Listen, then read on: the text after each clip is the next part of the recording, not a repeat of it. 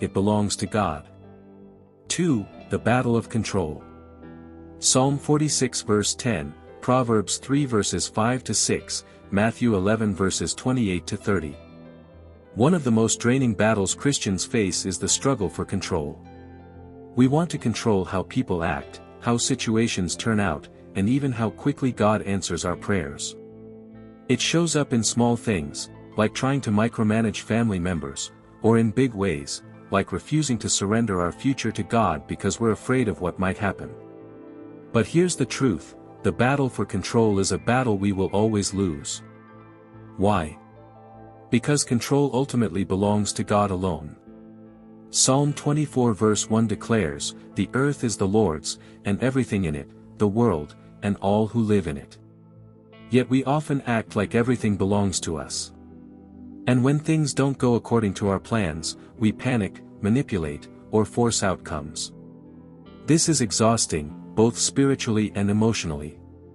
God calls us to let go, not because He wants us powerless, but because He knows His ways are higher and His plans are better, Isaiah 55 verses 8 to 9. Why God tells us to avoid this battle? Control reveals a lack of trust. Proverbs 3 verses 5 to 6 reminds us, "Trust in the Lord with all your heart and lean not on your own understanding, in all your ways submit to Him, and He will make your paths straight." When we cling to control, we're essentially saying, "God, I don't fully trust you with this." But trust and control cannot coexist. Control produces anxiety. When we try to manage everything, the weight of the world sits on our shoulders. We live in constant stress, always fearing what might go wrong.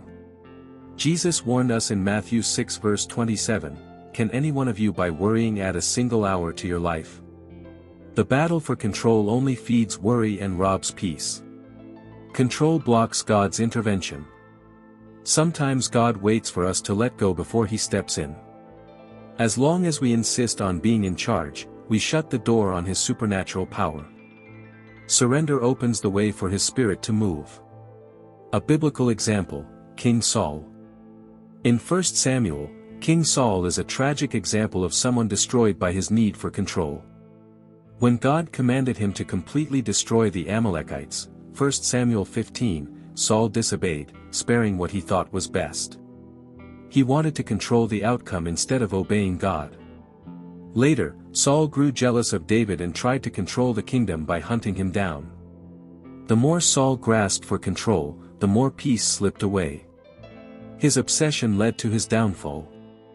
Saul teaches us that